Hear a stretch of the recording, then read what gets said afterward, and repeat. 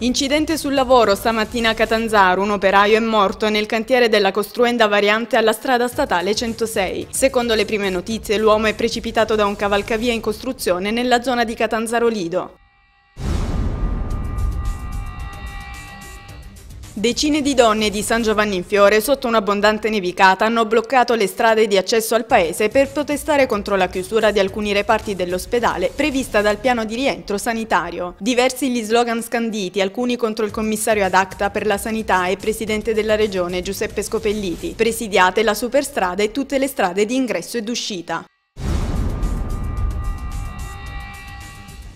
Il capo della Protezione Civile, Franco Gabrielli, è oggi a Cavallerizzo, la frazione di Cerzeto, che nel marzo del 2005 fu distrutta da una frana e che è stata ricostruita in un altro sito. Gabrielli, accompagnato dal sindaco Giuseppe Rizzo, ha effettuato un sopralluogo prima nel vecchio abitato di Cavallerizzo e poi nella nuova frazione. È stato fatto poi il punto tecnico sulla situazione nel corso di una riunione che si è svolta a Cavallerizzo Nuova.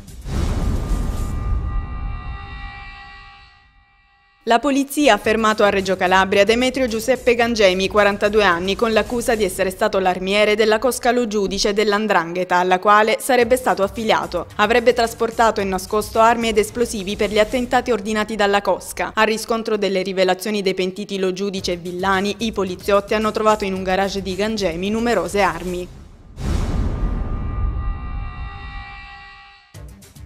Una tangente del 3% era stata imposta sui lavori della Salerno-Reggio Calabria. A decidere chi doveva attingere al pizzo era il boss di Rosarno, Umberto Bellocco. C'era anche la motivazione del pagamento, una polizza delle aziende per assicurarsi la sicurezza sui cantieri della 3. È ciò che è emerso dalle carte dell'indagine Cosa Mia della Procura di Reggio Calabria, su cui sarà richiesto il rinvio a giudizio per i vertici dei clan Gallico Morgante Sgrosci Litano e per i Bruzzise Parrello, del locale di Barritteri e Seminara.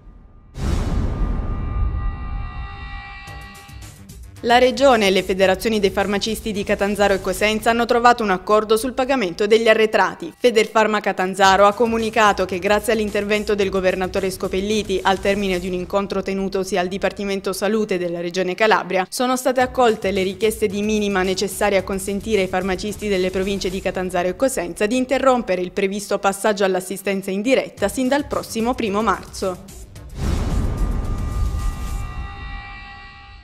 Ieri al Palazzo Arnone di Cosenza l'assessore alla programmazione comunitaria della Regione Calabria Giacomo Mancini ha illustrato i progetti integrati di sviluppo locale agli amministratori del territorio. Si tratta di strumenti finanziari del PORFESR 2007-2013 per lo sviluppo dei territori. Per evitare di perdere risorse, i tempi di attuazione devono essere compatibili con le scadenze comunitarie. Si tratta di circa 400 milioni di fondi europei per sostenere il sistema economico. Ieri sera il quasi acustico Tour Teatri 2011 di Ligabue ha raggiunto il Cilea di Reggio Calabria. Un'indimenticabile serata per i presenti, un mix tra festa per i fan e cura musicale che hanno salutato il rocker con un po' di malinconia, ma con una gran voglia di riviverlo nuovamente, perché come ha confermato il cantante, il meglio deve ancora venire.